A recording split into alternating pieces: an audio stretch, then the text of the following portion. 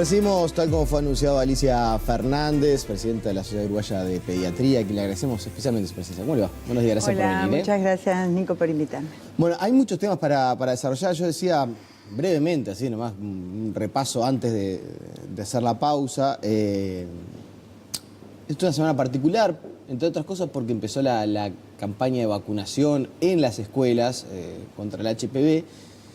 Y yo diría que ya desde la génesis, o por lo menos desde hace unos cuantos años, el tema de la vacuna HPV es como que despierta visiones encontradas. En un momento era como que el gobierno entendía que no había que hacerlo de manera masiva o que no estaba tan seguro quizás del resultado. Después cambió un poco la postura del gobierno y ahora se está desarrollando esta etapa de vacunación en las escuelas previa autorización de los padres, ¿no? Que eso no es algo menor. La Sociedad Uruguaya de Pediatría ya dijo que estaba a favor de la vacunación. ¿Por qué? Si hay un padre que nos está mirando del otro lado y que no está convencido. La verdad, no me convence. ¿Por qué tendría que vacunar a su hija? En realidad, la posición de la Sociedad Uruguaya de Pediatría no es de ahora. Cuando surge la posibilidad de incluir esta vacuna, primeramente, o sea, de que el Ministerio la incluyera, primero no en el certificado de esquema de vacunación, sino que era una vacuna que solamente aquel que podía pagarla podía acceder a ella, lo cual era injusto. Entonces, con el tiempo, el Ministerio decide incluirla en el certificado esquema de vacunación como una vacuna no obligatoria, pero sí gratuita. Eso abrió un abanico a lo que es la prevención primaria, que es la decisión de adoptar una inmunización, como son todas las inmunizaciones, antes de que la enfermedad aparezca. ¿Y con qué objetivo? De prevenir una enfermedad que en realidad mata a una mujer cada 3 días, como es el cáncer de cuello. Entonces, si una mamá o un papá me están mirando, yo lo único que puedo hacer es recomendarles que si su hija está en la edad de recibir la inmunización... Que recordemos cuál es. Los 12 años, sí. En realidad pusieron 6º año de escuela. En 6º año hay niñas desde los 11 años a los 14 años. Pero por esa razón se puso 6º año y no, que era una de las críticas, en el certificado de esquema de vacunación dice 12 años. ¿Por qué? Porque si una niña de 14 años, que ya tendría que estar en el liceo, pero todavía está en la escuela, tiene la oportunidad de recibir esta vacuna gratuitamente y en ese lugar. Si un papá o una mamá me estuviesen mirando, yo lo que les diría es que el objetivo que nosotros los pediatras tenemos siempre es, igual que cualquier médico, es actuar en bien y no en hacerle mal a alguien. Entonces, si fuera mi hija, no tengo hijas, pero sí tengo sobrinas, y se la administramos en el momento que correspondía, es una buena oportunidad para zafar de lo que podría ser una enfermedad potencialmente mortal, que no la van a ver ahora, ese es el problema. Esto no es, como tú mencionabas recién, con respecto al sarampión, por ejemplo. Esto es una medida que se va a ver a un plazo mediano o largo el resultado. Claro, o sea, que esa mujer no adquiera... de prevención.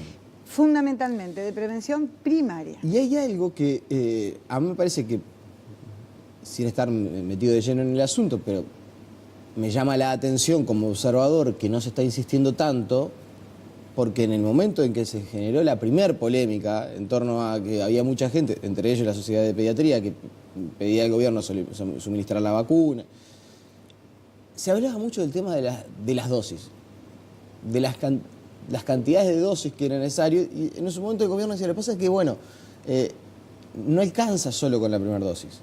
Hay que tener la constancia de que haya 2 y hasta 3, corríjame si me equivoco, si estoy diciendo algo equivocado, pero era 2 y hasta 3 dosis para que realmente sea efectiva.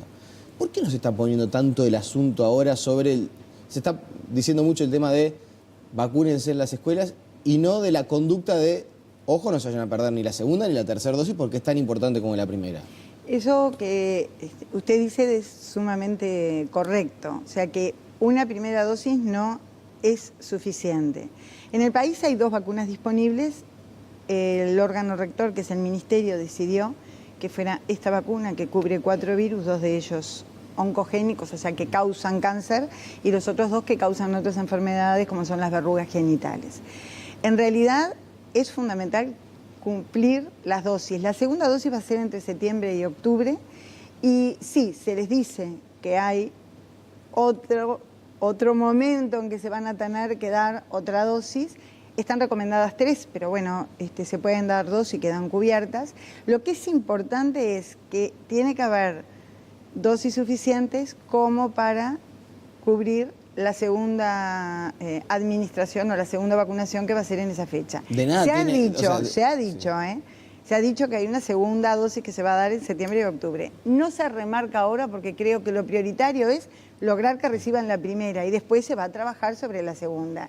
¿Quién recibió la primera dosis? Hay que seguirlo para que se administre la segunda, que va a ser en el mismo lugar seguramente, o sea, en la escuela. Va a ser también en las escuelas. Y yo creo que sí. Sería es una política, una decisión del ministerio, no nuestra, pero... Y, no sé, obviamente a ustedes ni siquiera les corresponde, pero ¿tiene por lo menos alguna temperatura acerca del porcentaje de vacunación? ¿Cuántos niños o cuántos padres están de alguna manera resistiendo esta vacunación? Es decir, ¿es alto el porcentaje de padres que autorizan la vacunación? Lamentablemente, por la inversa, es bastante frecuente que no lo autoricen. Yo creo que no han comprendido la importancia que tiene. El otro día... incluso con esta... A ver, recién empezamos. Claro. El otro día escuchaba que en un colegio en Malvin, ninguna de las niñas de 6º año no estaban autorizadas por sus padres a recibir esta vacuna, porque se da esta vacuna y se da la triple bacteriana, tétanos, difteria y tos convulsa. ¿Y autorizaban una sí y esta no? Autorizaban una y la otra no, porque la otra es obligatoria en el certificado de esquema de vacunación. Esta está en el certificado de esquema, sí, pero no es obligatoria. Claro, que hay veces que pasa y uno diría, bueno, qué descuidado de los padres, que ni siquiera prestan atención en firmar un papel de autorización. Lamentablemente pasa, a veces, ¿no? O sea, ni que hablar que el tema de las reuniones de padres. Nos ha pasado a todos. Exactamente, pero bueno, quiere decir que los padres están firmando para la triple bacteriana. No, para la triple bacteriana no tienen por qué firmar el consentimiento. Claro, la triple bacteriana saben que los van a vacunar. Sí, pero la negativa o el consentimiento es para la vacuna del HPV. Claro, pero si no firman es que... Si no firman es que están eligiendo, no es una omisión, a eso voy. Están eligiendo, exactamente. Están eligiendo y no se dan cuenta, más allá de las voces que hay en contra, no se están dando cuenta que pueden estar, o que están evitando una prevención de un virus que es muy común y las mujeres que lo han padecido saben lo que eso significa. Un cáncer de cuello no es gratuito en lo que a calidad de vida y a mortalidad estamos hablando. O sea que es una enfermedad muy frecuente, prevalente o con una alta incidencia o como queramos. En los primeros días es alto el rechazo. Es lo que he escuchado. Todavía el ministerio no ha salido a decir realmente, pero recién empezamos, ¿no? Pero sí, uno esperaría que se vacunaran más. Sí, me da pie a algo que también es una percepción, y cuando es una percepción, y sobre todo de gente como uno, que en realidad lee las noticias, se interioriza, habla, pero no está metido de lleno, puede equivocarse. Yo tengo la percepción de que la gente está más reticente a las vacunaciones. Por ejemplo, con el tema de la gripe ha pasado. Los primeros años había una especie de histeria colectiva por vacunarse, larga fila de vacunación, se agotaban las dosis, tenían que ir. Ya el año pasado, es verdad que están trabajando mejor las autoridades, traen más dosis, se reparten de una manera más... Pero me acuerdo que hubo hasta una especie de campaña a mitad de periodo de vacunación contra la gripe de las autoridades para decir, acuérdense que pueden vacunarse, que los grupos de riesgo es más que recomendable, y la gente como que no termina... ¿Está empezando a ganar esta especie de rechazo a las vacunas? Hace un ratito me preguntaba qué le diría a una madre que tiene que vacunar a su hija del HPV y dije, si mi hijo hubiese sido mujer, se lo hubiese dado sin discusión. A mí me gusta mucho la historia y en una muy breve síntesis, porque el tiempo nunca es suficiente para decir todo lo que uno querría. Insisto, las vacunas son prevención primaria, o sea, evitan la enfermedad. Vayámonos a la época de la colonización. ¿Cuántos murieron por la gripe que trajeron los españoles al continente americano. La vacuna recién, la primera fue la de la viruela, ya a finales del siglo XVIII, que yo creo que es un nombre que uno nunca se debe olvidar, que fue Jenner, que fue, porque 100 años antes que Pasteur empezara con todo lo que es la bacteriología y las otras vacunas, la primera fue la vacuna antivariólica y la viruela se erradicó del mundo. Entonces, si hay una estrategia que sirve y que ha demostrado a lo largo de la historia de la humanidad que es efectiva, son las vacunas. Entonces uno no se puede negar a eso. Claro, ¿Qué es lo que sucede? Es como una especie del mito de, no, me di la vacuna contra la gripe y me enfermé de gripe a los 10 días. Eso es mentira. Entonces, lo que las personas tienen que entender, a ver, por lo menos es lo que nosotros tenemos la obligación de transmitir. Hay diferentes tipos de vacunas. La vacuna, tú nombraste la del HPV, la triple bacteriana, la vacuna antigripal y después hablaremos un rato de la vacuna del sarampión. Sí. Son vacunas diferentes. La vacuna del HPV y la vacuna antigripal son productos, son partículas de los virus, pero no son virus vivos lo que se da. Eso se puede ahora trabajar, los laboratorios de ingeniería biológica hacen esas cosas, pero hay otras vacunas que sí son virus vivos, por ejemplo la vacuna del sarampión.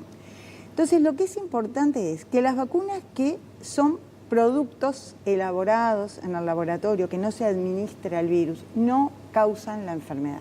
O sea que ni la vacuna del HPV provoca la enfermedad, ni la vacuna de la gripe te engripa.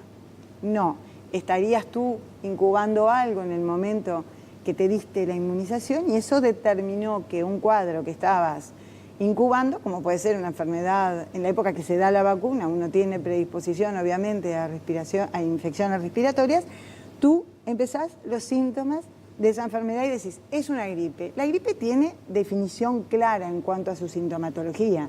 Entonces, tener un resfrío no es decir, me engripé, es tener un resfrío, que hay una diferencia. Pero la vacuna, igual que la del HPV, no causan la enfermedad. La vacuna del sarampión es diferente, porque ahí se administran virus vivos, atenuados, pero virus al fin. Entonces, en ese caso, hay contraindicaciones para recibir esa inmunización, que no pasa con estas vacunas, excepto que uno haya hecho una reacción alérgica a una inmunización anteriormente, o que esté embarazada. No pasa esto con la vacuna de la gripe, estoy hablando del HPV, volvemos a la vacuna del HPV. O que una mujer esté embarazada, cosa que a los 12 años uno espera que no suceda, ¿no? Pero que haya tenido una reacción alérgica importante o que esté cursando un cuadro febril en ese momento, bueno, ahí no se recomienda administrarla, pero no hay ninguna contraindicación